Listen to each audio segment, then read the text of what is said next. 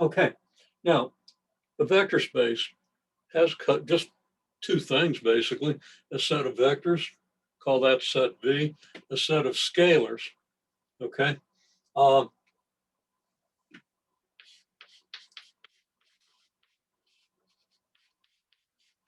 Typically, the real numbers, but could be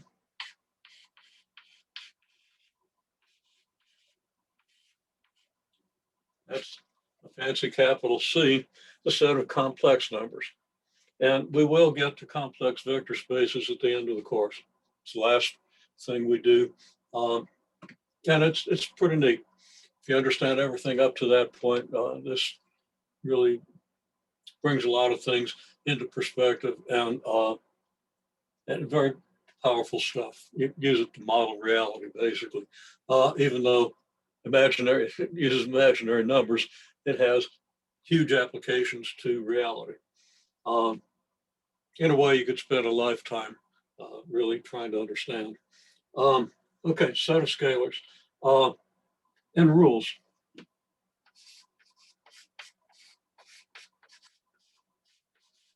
I'm not going to list all the rules. They're going to be listed in your text.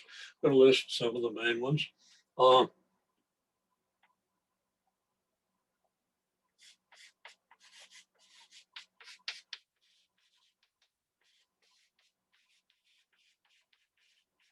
One rule is you have addition of vectors, okay, which is associative.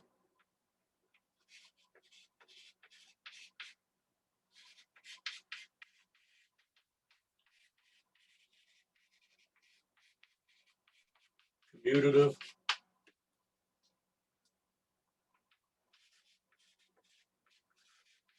Has an identity.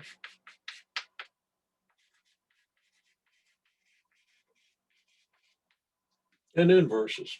Now, each of these requires a more specific statement, but these are familiar properties of real numbers. You can add real numbers. Doesn't matter which order you add two real numbers. If you got three or more, you can group them any way you want. And, it doesn't matter which two you add first. Then I'm being a little loose with that because what I just said requires both associativity and commutativity, but I'm not going to talk about it right now. All these are very intuitive notions. You have an identity, which is zero. If you add zero to any number, you don't change the value of that number. You have inverses. Inverses are things you add to get the identity. What two numbers can you add to get zero? Well, a number and it's negative. Okay, so every number has an inverse, which in this case is a negative. Okay, well, same thing for matrices. Okay, you can add matrices. Addition is commutative. Now, multiplication of matrices isn't commutative, but we don't have any multiplication of vectors. Okay, so the addition is commutative. Doesn't matter in which order you add two matrices. You have an identity matrix for addition, which is a zero matrix. Of course, you also have, for matrices, you have multiplicative inverses and stuff. And as we'll see, matrices themselves could be vectors. We'll see that shortly. Okay, you have, so what was I just saying? I've lost my train of thought, but anyhow, yeah, if you're applying this to matrices, you have the identity matrix, which is a zero matrix. And if you want to add two matrices to get the zero matrix, you just take the negative of one, add it to the other, you get the zero matrix. So very, very simple. So this addition of vectors, of course, applies to what we've talked about with vectors in R2 or R3 or even Rn. Okay, well, that's addition of vectors. You can multiply vectors by scalars. Just in Rn, you can multiply any vector by a number and you get a vector that's thought of as being that many times as long in the same direction and so forth. Now that three-dimensional intuition doesn't apply if you have a vector space where the vectors are matrices or continuous functions or polynomials, and we're going to see examples of that very shortly. Okay, so you have multiplication of vectors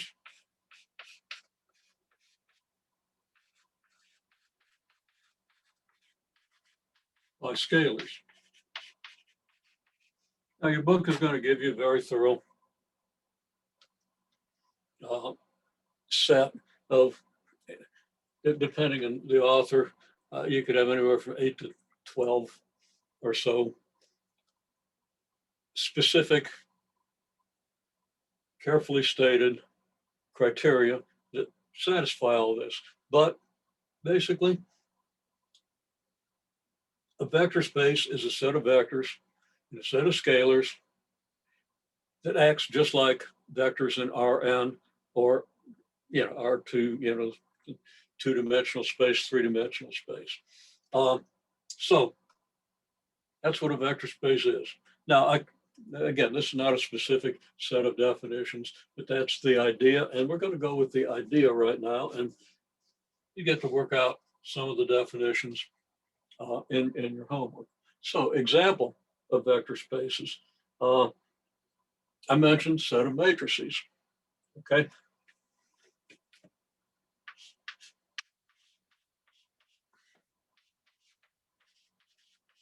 Now we got to be a little more specific, and we're probably going to have to raise the camera a little bit. If V is a set of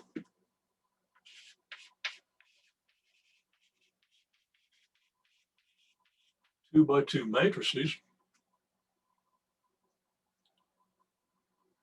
then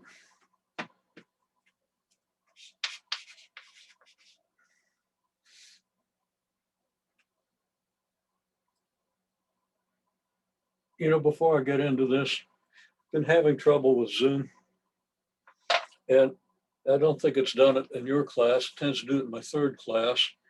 I'm going to stop just a minute before we get into this. I want to have a backup recording because what Zoom has been doing, even though I see a very clear and very clear video, Zoom will sometimes give us a very blurry video when we process it.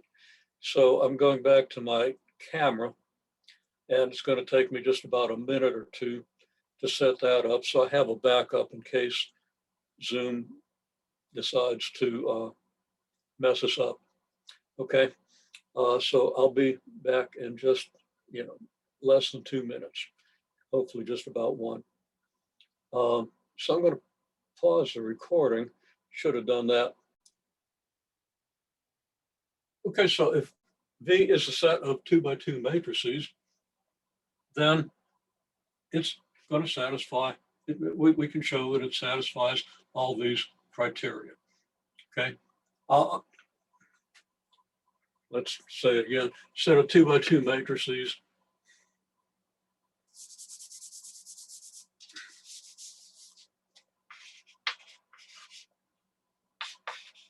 And the real numbers are the set of scalars.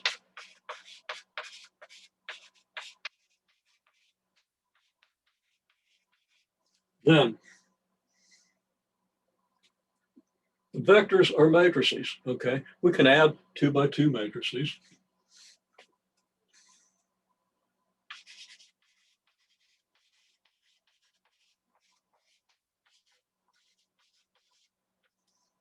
And I'm saying 2 by 2 matrices, but I'm not actually going to do examples of this. So I don't really need them to be 2 by 2.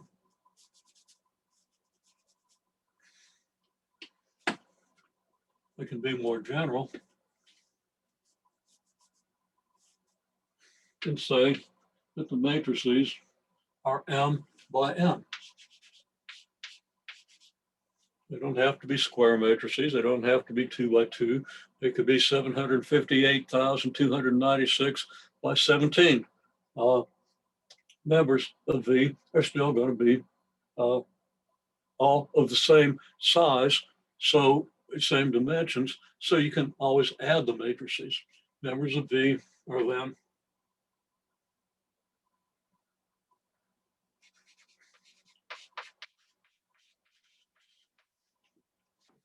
They're compatible for addition.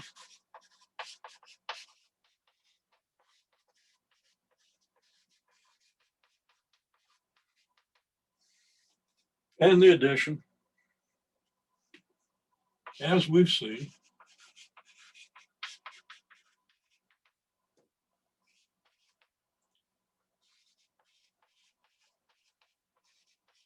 it's associative and commutative.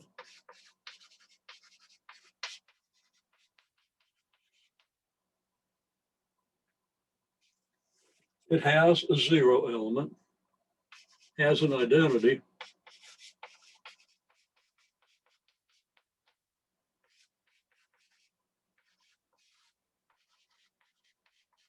which is a zero matrix.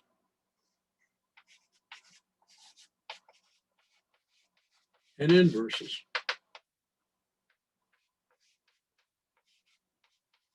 Now I'm going to use V to represent a matrix because now the matrices are considered to be vectors.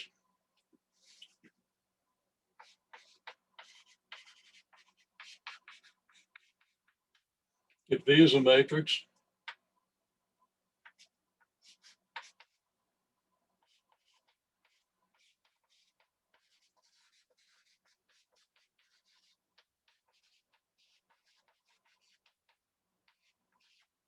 then negative V is its additive inverse. You add V to negative V, you get your zero matrix. So set of matrices has these properties, and clearly if you multiply matrices,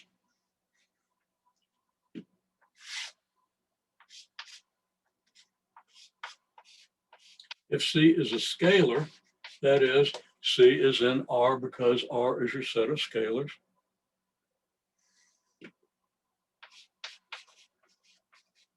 then, well, all the things that we want to say. Now I'm going to list some properties I didn't exactly mention over here. Closure.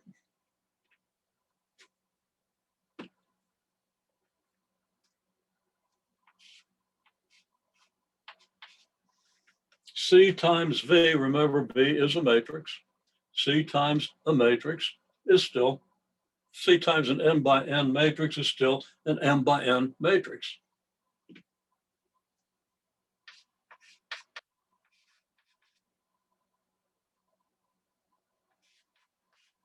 So if V is a member of V, then V is an m by n matrix. And we know if we multiply an m by n matrix by a constant number, what we get is an m by n matrix.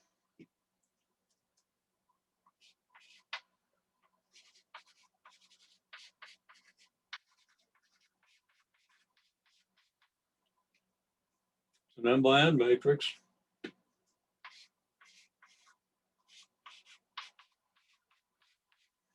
So CV is a member of our set of vectors, big V. Okay, well, now that's what we call closure.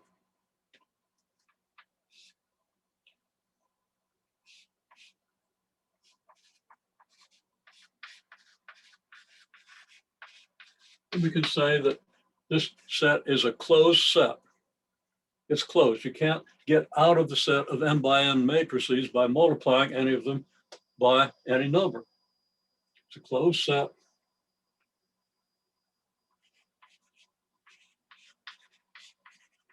On scalar multiplication. Now, there are other things we have to prove. We have to prove it's a closed set on matrix addition. Now, clearly, V is a closed set on matrix addition. If you add two m by n matrices, you get an m by n matrix, and there's no way you can add an m by n matrix to another m by n matrix and not have an m by n matrix. Very obvious property, but this property of closure is very important because in many cases, I mean, there are lots of sets and operations that aren't closed. For example, division of integers, okay? Sometimes you can divide two integers and get an integer, but pick two random integers And there's a high probability, and if the choice is totally random among the integers, zero probability that they're going to be divisible in a way that gives you an integer. 2 divided by 3 is not an integer. Okay, 4 divided by 2 is an integer. Okay, well, so V is a closed set in any case on scalar multiplication. This idea of closure is necessary for a vector space, and there's some things that we might be tempted to call a vector space that turn out not to be closed. Okay, so very important property. Now there are other properties that are also important. There's a distributive property, and that's probably important to say C times V plus W, where I haven't said it, but V is going to be also, and we could add that up here. Okay, V is a V, W is a member of V. C times V plus W equals CV plus CW. Okay, very easy to prove. If you calculate C times one matrix and C times another matrix, you get the same thing as if you multiply C by the sum of those two matrices. In other words, if you add the matrices first and then multiply by C, you get the same thing as if you add C times this one to C times this one. Okay, there are other properties, but they're all really pretty simple to prove. Now you have to prove them all if you want to say that this thing I just created is a vector space, or if you want to verify that this thing that a text problem asks you to verify, it is actually a vector space. Okay, so again, set of matrices, in other words, acts just like the set of vectors in R2 or R3 or Rn as far as the formal properties are, the algebraic properties. And that's why we call this linear algebra. This is a definition of an algebra. In first place, we have an algebra on vectors in R2. We have an algebra of vectors in R3, and we have an algebra of vectors in Rn. And that algebra is governed by this set of rules. The same set of rules applies if instead of vectors in R2 or Rn, you have a set of m by n matrices. And that means that we can do algebra on the set of m by n matrices just as easily as we can on the set of vectors in Rn, with scalars being the set of scalars being the real numbers, or the complex numbers as far as that goes. It's easy to prove for complex numbers. You just got a real part and imaginary part, and everything comes out very easily. But we have to get used to the idea that we have a set of rules, and that's what defines an algebra. Okay, well, so there is another vector space that has its rules of algebra, again, that are identical to the rules of algebra, but for slightly different reasons than the vectors in Rn.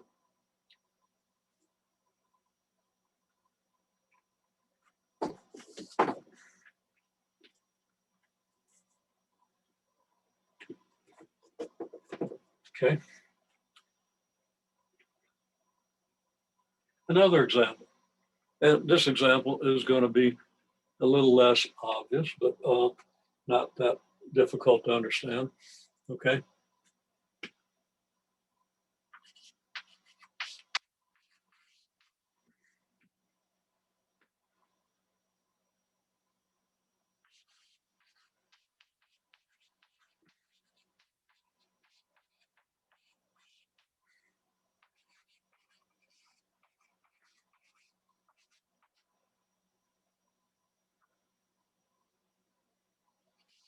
I'll go with 3 dimensions here. Set of polynomials of degree less than or equal to 3. So I'm going to call that V. V is a set of polynomials of degree less than or equal to 3. Let me see how long I'm going to the board here. I think it's okay. Okay.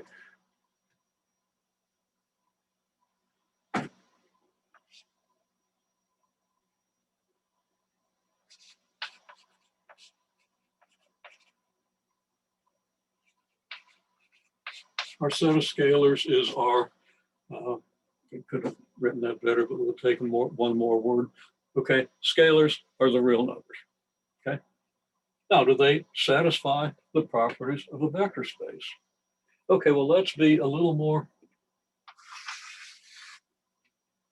rigorous with our definitions. One of the properties that you'll read about and see and be asked to verify for homework is that this set is closed under addition.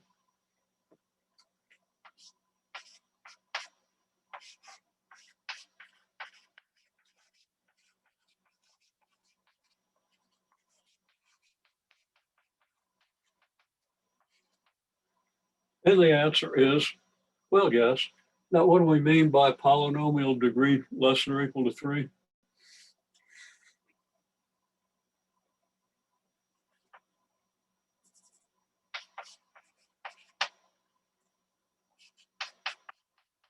I'm just going to do one example, but you have to prove it in general by writing out 2 polynomials with arbitrary coefficients, okay? Example,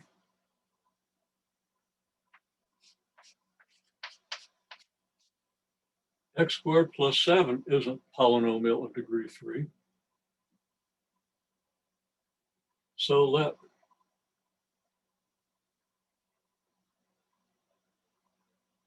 didn't leave myself room to write it, but let v equal x squared plus 7, w equal x cubed plus 3x minus 5. Okay, now each of these is a polynomial of degree less than or equal to 3. Now, I assume everybody's familiar with what a polynomial is, but it's just a set of multiples of powers of your variable. And using x for the variable, it'll be a set of powers of multiples, and not a set, it'll be a sum of multiples of powers of x, where the powers are less than or equal to 3. So here, there's a multiple of x cubed, which is a power less than or equal to 3. Here's a multiple of x, certainly power less than 3, that's the first power. And here's a multiple of x to the 0. So I could, if I wanted to be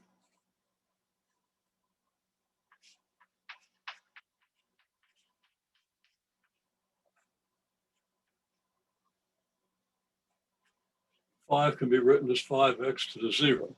Now, when I said it's a set of multiples of powers, set of multiples of non-negative powers. I didn't say non-negative. So we can't go to 4x to the negative 3, which would be 4 over x cubed. So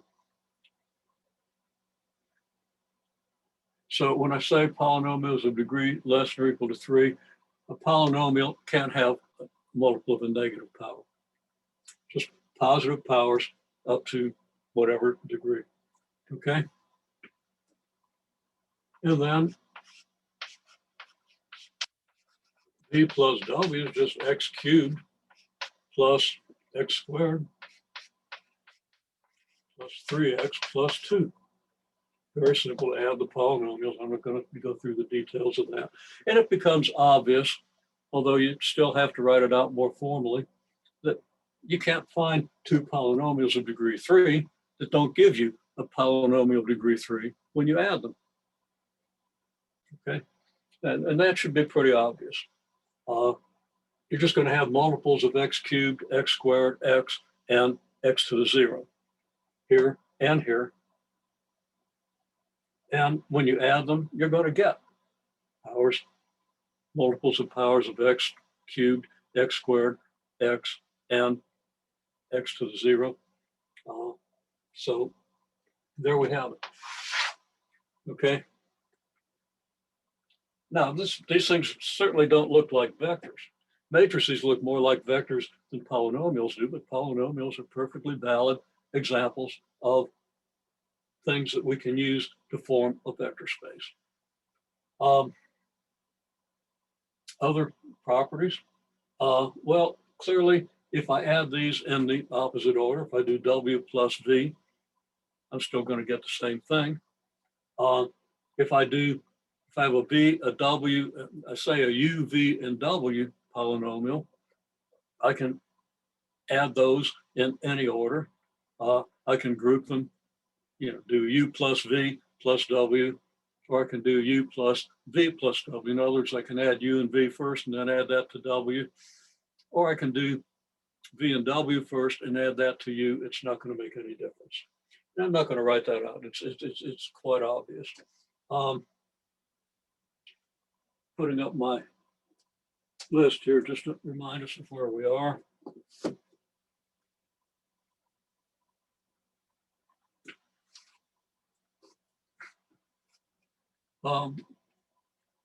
Identity and inverses. Your identity is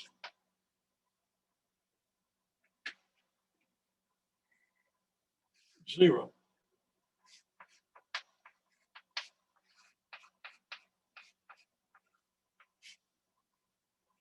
I say i.e. that should be an e.g. For example, 0 times x to the 0, or 0 times x to the third plus 0 times x to the second plus 0 times x to the first plus 0 times x to the 0.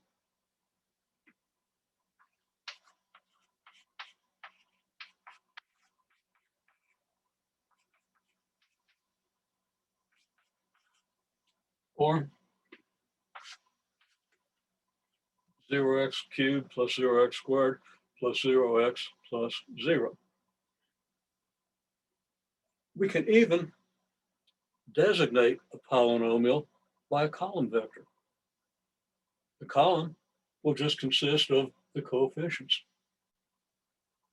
Okay, in other words,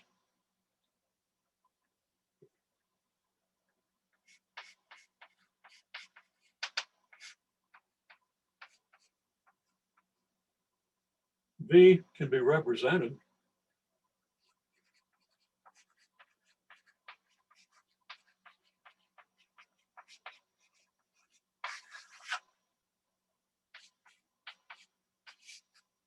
by what? 0, 1, 0, 7, where these are just the coefficients. 0 times x cubed, because we don't have an x cubed. 1 times x squared, because that's what we have. 0 times x, because we don't have an x. And 7 times x to the 0, because we have 7.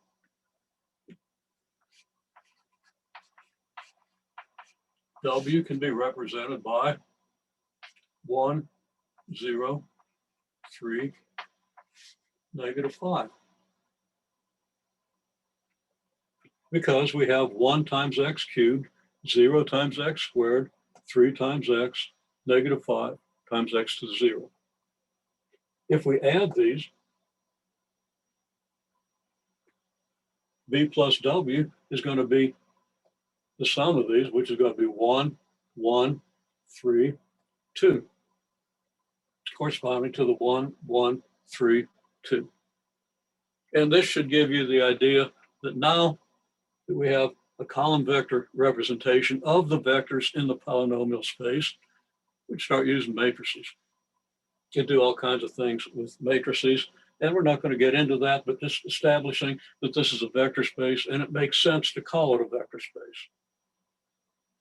Okay, we call it a vector space, and it makes sense because all these polynomials can be represented by column vectors, and then we're off and running, and everything we've done so far with matrices and everything we're going to do can apply. Well, there are many more properties of these things, and I'm not going to get into the properties, just give you the idea that this can be a set of vectors, and this can be what then we call a vector space. Okay. That keeps getting better. Now, vector spaces can be extremely strange objects because all you got to do is have a set of scalars and a set of vectors that satisfy the rules that define the algebra. And the algebra is always the same for a space of given dimension, and we'll talk about dimension next week. And anything that we call a vector space, we can treat with matrix algebra. Okay, well, now what I just said is true, but sometimes the vector space is infinite dimensional, which means we need infinite matrices. And that gets a little tricky. We're not going to talk too much about those, but to give you one more example, and one of the most powerful examples of a vector space is function spaces. Okay, so let's let V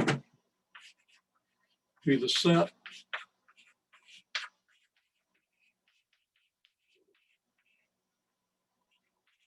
of continuous functions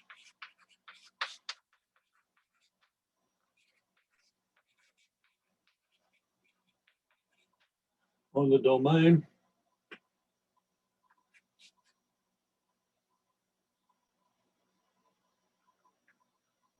I'll go with -1, 1. Close set, -1, 1. Okay. Now, the set of continuous functions on -1, 1 satisfies at least many of the properties of vector spaces. I'm going to be a little more specific.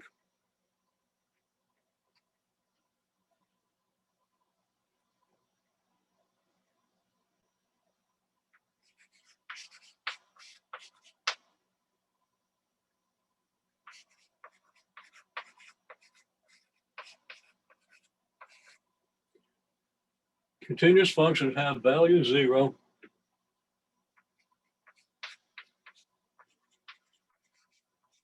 at -1 and 1. Okay, so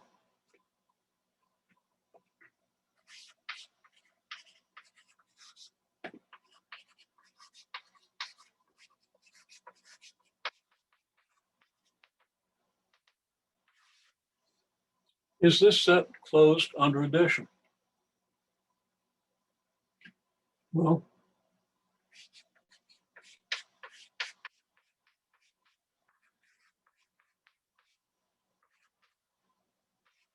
let f of x and g of x be in this set.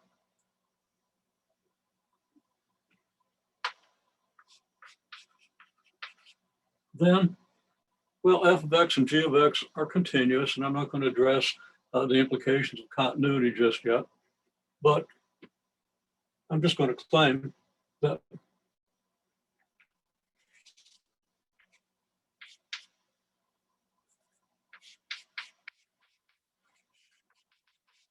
f of x plus g of x, which of course equals f plus g of x, and I've been a little careless with notation here.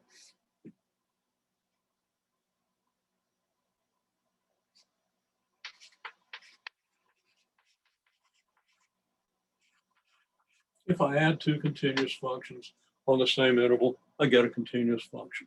Just simple property, and easy to prove if you remember what continuity means. Okay, it means the value at any point is the limit as x approaches that point of the values. Okay,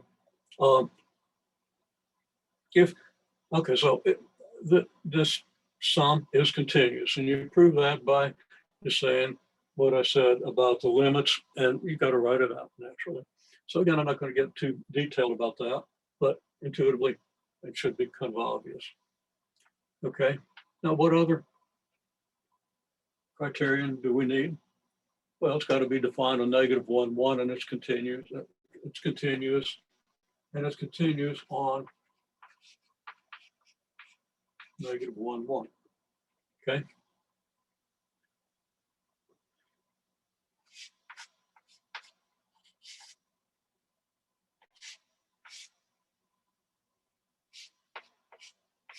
If you apply the function f plus g at -1,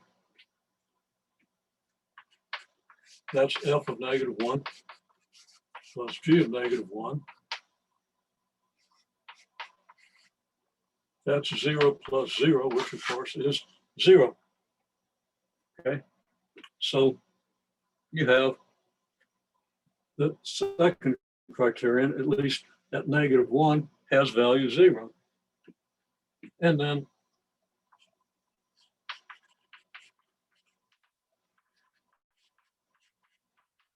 similar at x equals 1. So it satisfies this criterion.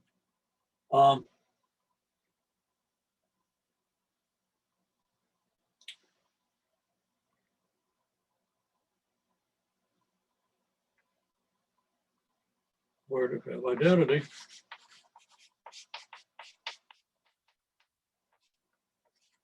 Is f of x identically equal to 0, the function that's 0 everywhere. Okay.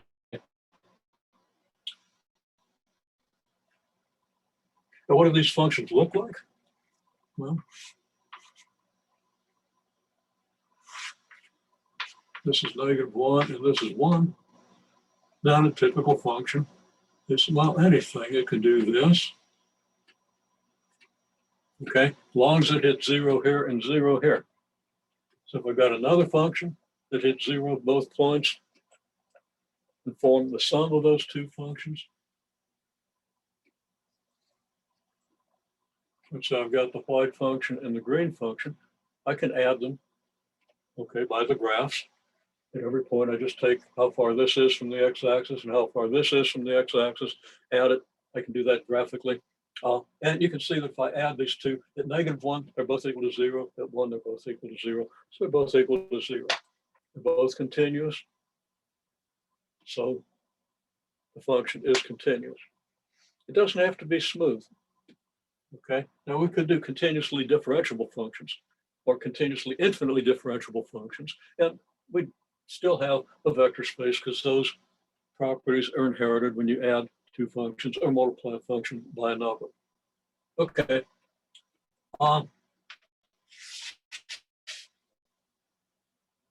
Then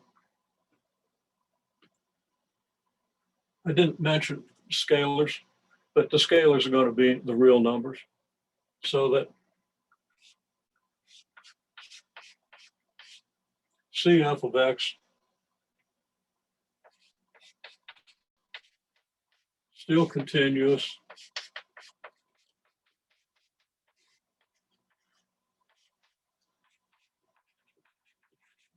and still 0 at x equals -1 and 1.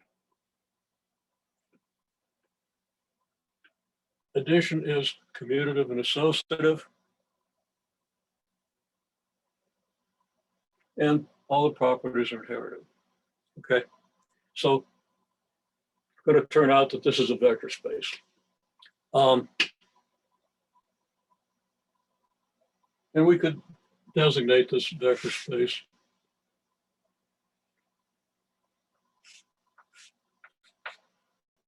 again, abusing notation a little bit. It's not 0, 1, it's -1, 1. It could be C of -1, 1. Okay, closed interval -1, 1. Perfectly good vector space. Okay, well, that's vector spaces.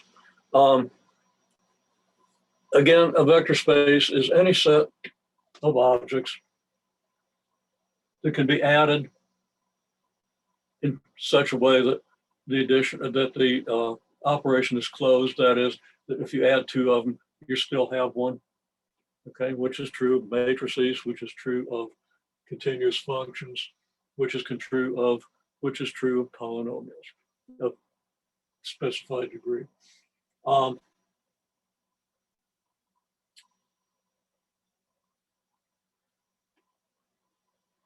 And you have a set of scalars that operates on this like multiplication of real numbers does on vectors in 2 3-dimensional space. Okay, well, that's it for introduction to the properties of vector spaces. You'll see more specifically what's meant if you read your text and do the homework. Okay, I'm going to pause the recording a second, but I'm not going to pause my backup. So if I have to go to the back of the record, okay. So now we want to talk about subspaces. And I said a subspace of vector space V is a subset that we'll call W of V that's closed on addition, closed and scalar multiplication, has identity and inverses, etc. All the properties of the vector space. And in fact, we can say instead of all this, W is a vector space, but it's a subset of this other space. Okay, if V is, excuse me, got the COVID vaccine exactly a week ago, so I'm supposed to have a little bit of immunity, so there's probably allergies.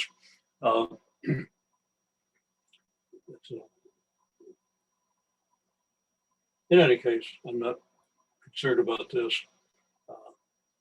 I haven't missed a class due to illness in 47 years. So I don't think this is going to be anything that causes that sort of thing to happen. Now, when I get the second dose next week, that week after next, might lay me up for a day. But I get that on a Thursday after my class, so I have all the way to next week to recover. Okay, if V is R3, then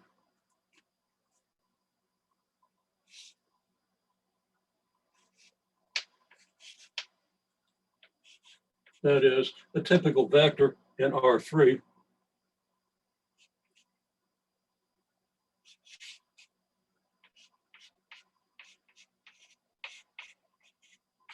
can be represented by a column vector in the usual manner that we're used to. Okay, V is this, and that's a typical element of the vector space V with the arrow over it, indicates a vector in the vector space.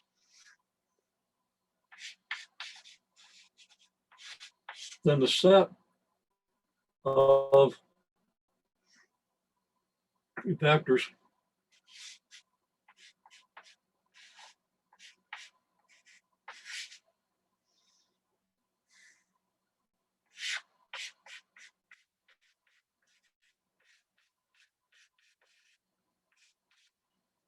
of the form x1, 0, x3.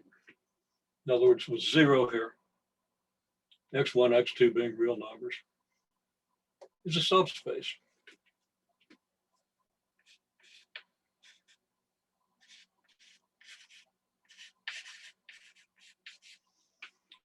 And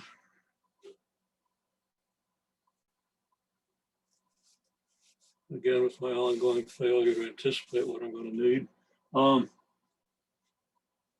we want to give this subspace a name, so we're going to call it W.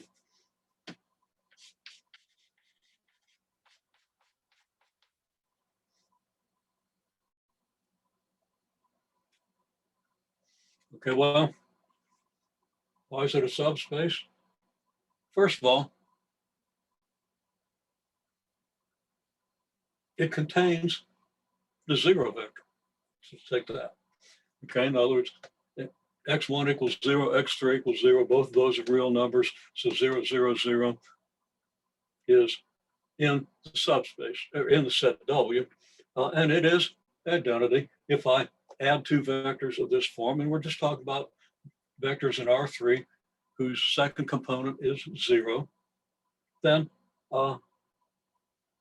if I add any of those to the 0 vector, it's going to give me one of these. So this subspace is closed under, the 0 vector is an identity, okay?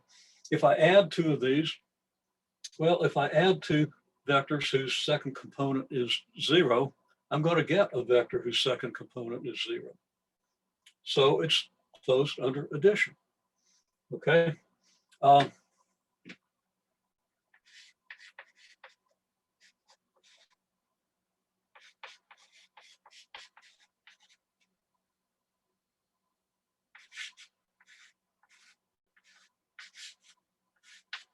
So I can say the 0 vector, in other words, vector of the column of zeros, is a member of the subspace, the set W, and is an identity.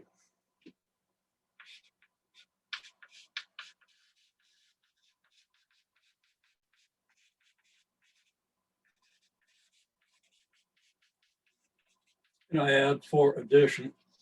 Might be hard to read it, but I'll be specific because you can, you've thought a lot about identity matrices on matrix multiplication. So don't want to confuse that famous identity with the identity on the algebraic identity for addition. 0 vector then is your identity on addition.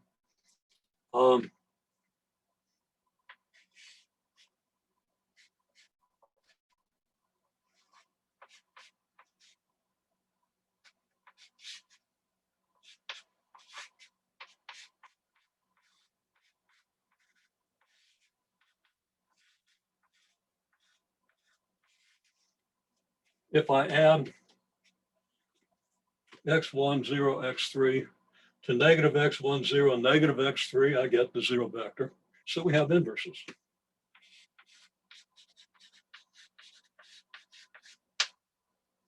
Well, there are many other properties. Those properties have to be established. Okay. But basically, you just have a subset of your vector space, and you got to prove that that subspace itself satisfies all the criteria of a vector space.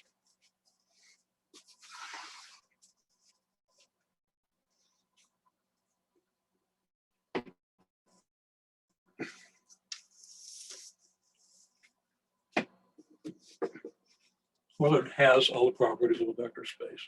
I can interpret this subspace very easily in terms of its geometry. Okay, if I represent R3 as a set of arrows in 3-dimensional space, then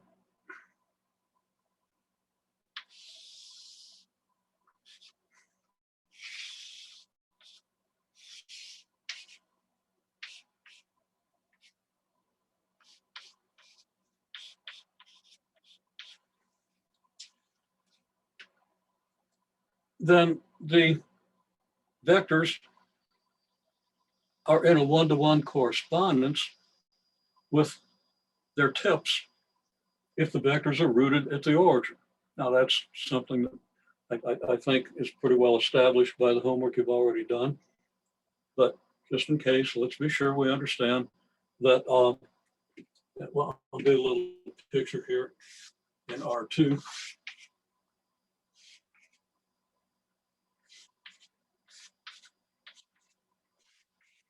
Okay, there are just some random vectors in R2.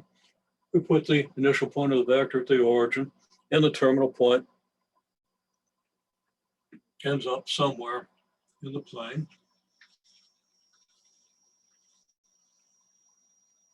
And we identify the vector with the terminal point. So for any terminal point, we have a vector, and exactly one vector. If we want to say, does this terminal point represent a vector? And the answer is yeah, right here's the vector. Okay. Any point in R2 corresponds to a vector that runs from the origin to that point. So when we talk about the coordinate plane being a vector space, it is very much so in this sense. Okay, if you want to add 2 points, you add the 2 vectors. So this point and this point correspond to this point here that you get when you add this vector to this vector. Well, in that sense, then, the points in 3-dimensional space represent a set of vectors with 3 real components. Now, the set of vectors of the form x1, 0, x3 consists of a set of vectors where x2 is 0. Where do those vectors live? Well, if you just talk about the points that end up at the ends of the vectors, if x2 is 0, that means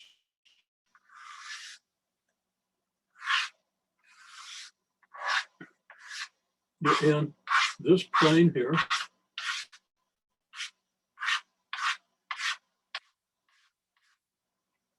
this vertical plane through that contains both the x1 axis and the x3 axis. Okay, so all the vectors, all the points here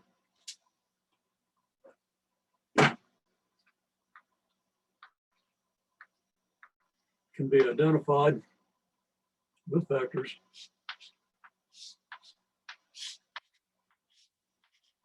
is what you would think of as the xz plane if you're using xyz for your coordinates. Okay, so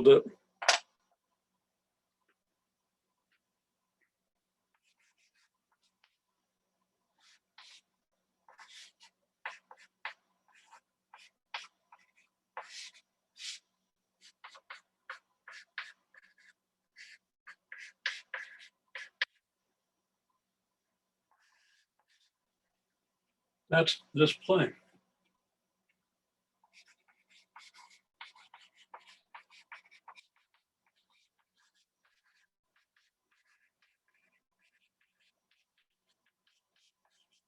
And that plane is a subset of R3.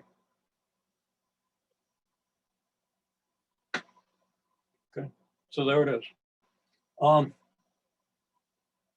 So there's a visual picture of a vector space and a subspace. Another way we often represent this more abstractly, because we have already seen examples of spaces that are not real spaces, but turn out to have identical properties with real spaces, isomorphic to those spaces. We'll talk later about what that means. So we can represent this by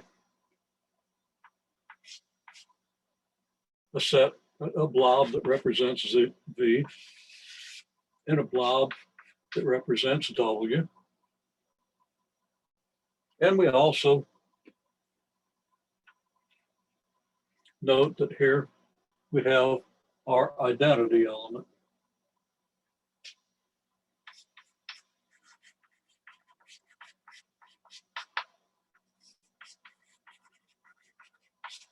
Essentially what we call a 0 element. And the identity element is within W, within V, and W is a closed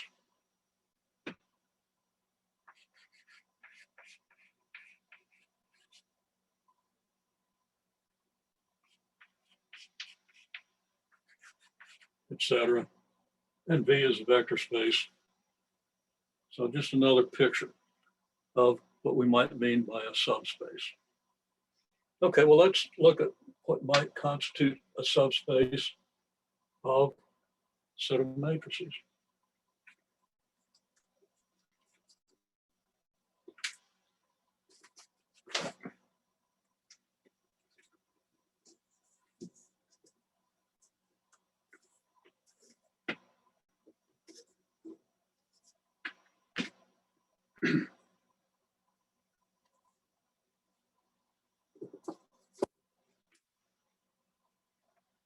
I'll introduce a little notation, very straightforward notation.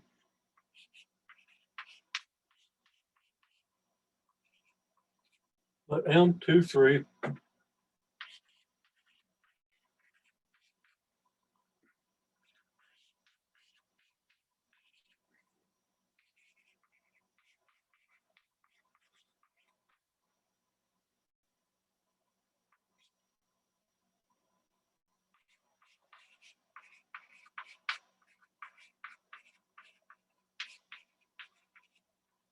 and let R, your set of real numbers, be your set of scalars.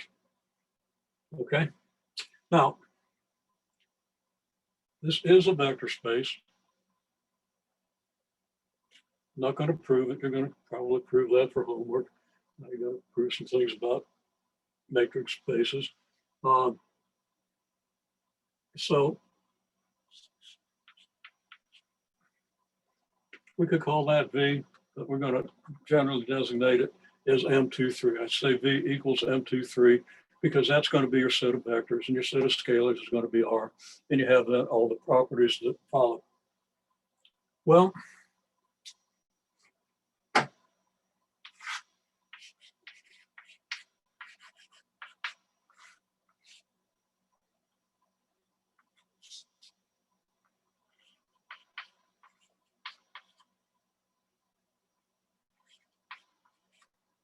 let W be the set of all matrices A11, A12, A13. Just doing a pretty trivial example. And then zeros here.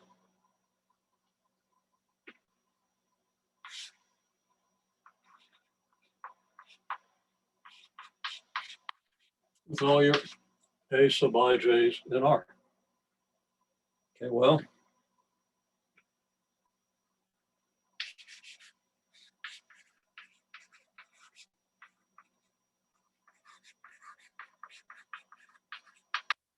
that set's closed on addition.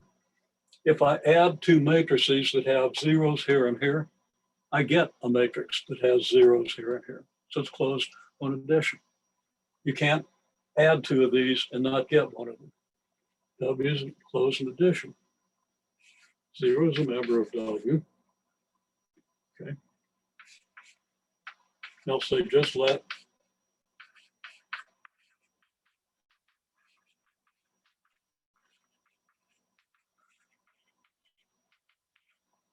A11, A12, A13, and A23 all be zero. We can prove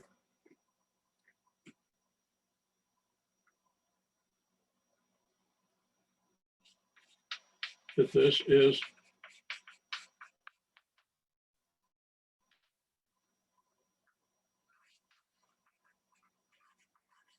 identity for addition. Okay. And then we easily prove the other properties. Okay. All the properties that we need to say that something is a vector space acts exactly like a Rn as far as its formal properties, and can actually then be represented by Rn. And that's really what it comes down to. All finite dimensional vector spaces can be treated as Rn, where n is the dimension, and we haven't yet talked about dimension. Just to anticipate the idea of dimension a little bit, we say that R3 has dimension 3. Okay. Now that means, among other things, that you can find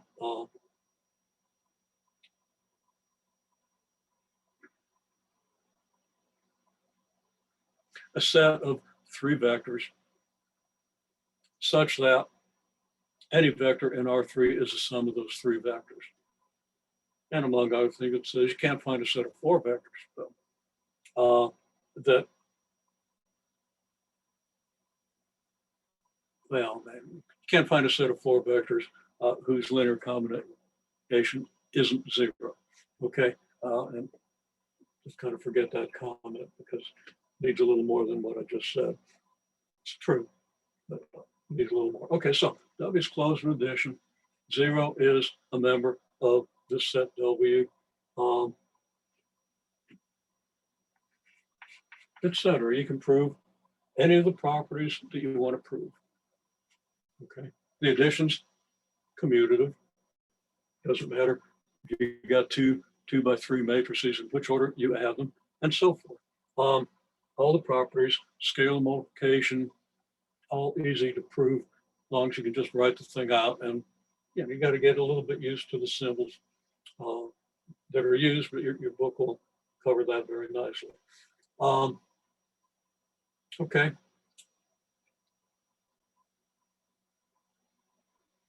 I'm debating about whether to say it, but I'll say this.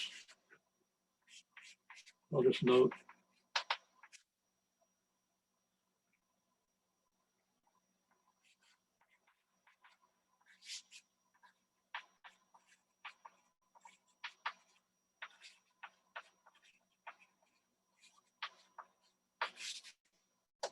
If this is a vector in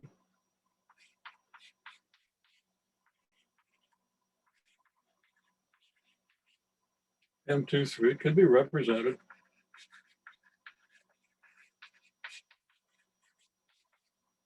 by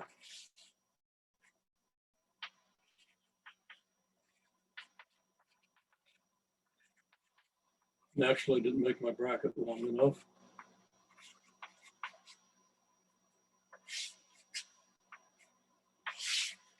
Can be represented by a column of the 6 numbers, A11 through A13, A23. Okay. If I give you a column of 6 numbers and say that this represents a matrix in M23, you know exactly where to put them. The first 3 numbers make the first row, the last 3 numbers make the second row. Easy to define. And now, as I said before, we can see this as something that we can manipulate with matrix operations. Now, the details of how that works, yeah, that comes later. But the other thing I'll say is if you need 6 independent numbers here to represent all the vectors, then this thing has dimension 6. Okay?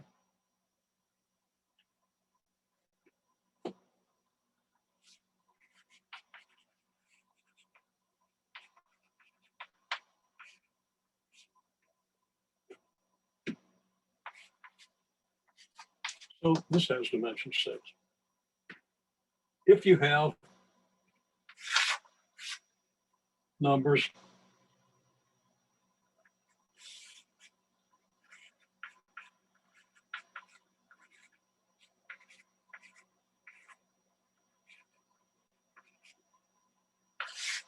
okay, the same symbols, same notation.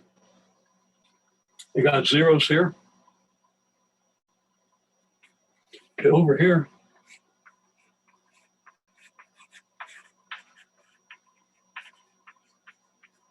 Okay, so give me any 6 numbers in a row and I get one of these.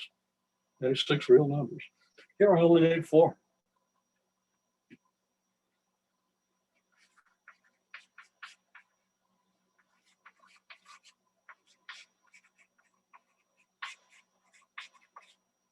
Okay, we only need 4 numbers to do one of these because we already know 2 of them. We don't need anything to know that zeros go here. So this has dimension 3. Dimension 4.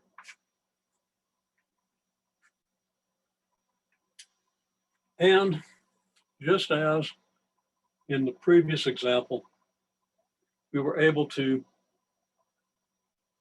show that the set x1, 0, x3 can be represented by a plane in 3-dimensional space. This vector space needs 6 coordinates. So we need a 6-dimensional space. We can define a 6-dimensional space, but we sure can't visualize it. Okay, we're stuck in 3 dimensions. Nobody's ever figured out a way to get out of that, except formally, where we can do everything with matrices in 6 dimensions that we can do with matrices in 3 dimensions, except make a picture, a picture that we really understand. There are ways to mess with pictures to represent some properties of higher dimensional spaces, but they don't really show us the whole thing. Okay, so we can't do this. We can't identify this with 6-dimensional space. If there were only 3 of these, we could identify it with 3-dimensional space. Okay? And in the same sense as we see that we have that plane through the x1, x3 axes in R3, we have here what we would call a hyperplane within 6-dimensional space. It feels like a plane in R3, but it's got 4 dimensions, so it's not really a plane, it's a hyperplane. It's a subspace of a 6-dimensional space. It's kind of neat. I think I'm just about out of board space, but we're just about out of time, so that's going to work.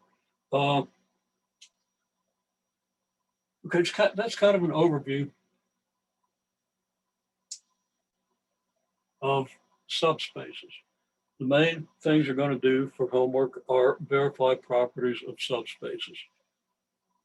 And most of what we do from now on is looking at subspaces. Yeah, one more comment I was going to make, and I think I've got a little room here that the camera will pick up. Just taking off on this idea, in R3,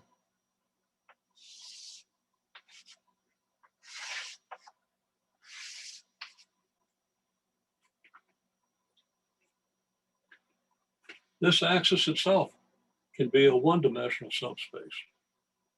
Any line through the origin can be a 1-dimensional subspace. Now, why does it have to go through the origin? It's because the subspace has to contain the additive identity, which is the 0 vector, which would correspond to the origin. So we could have any line through the origin.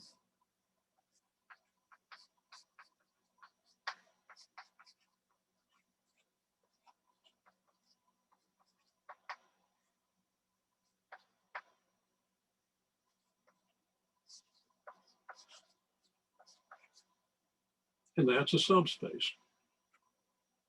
Okay, any plane through the origin.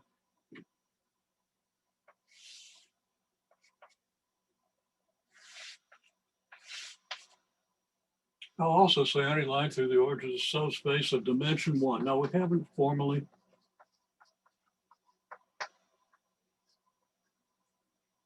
defined the idea of dimension, but you just give me one number and I can locate the corresponding point on this plane, therefore the corresponding arrow. Okay, positive number maybe here, negative number maybe here. Now that requires that you parameterize this thing and so forth, and we're not going to talk about that right now.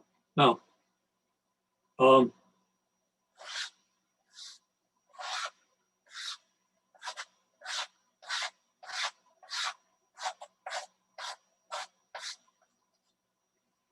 any plane tilted any way that passes through the origin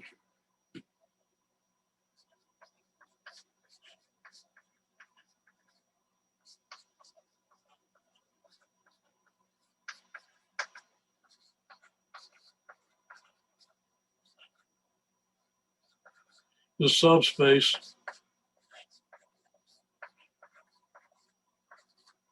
of degree 2 in 3-dimensional space.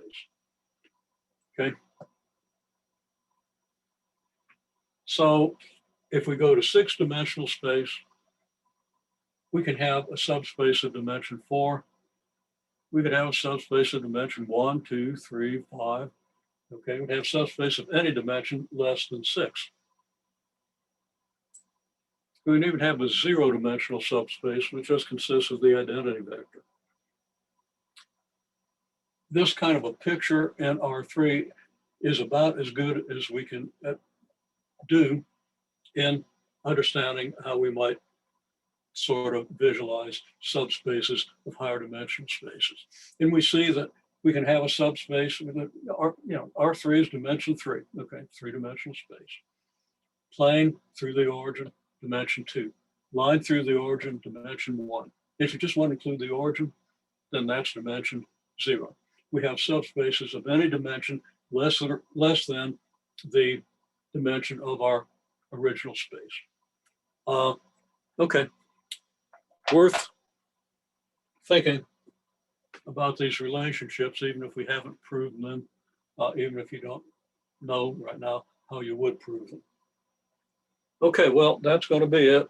I'm going to stop this recording. I'm going to stop the other recording. If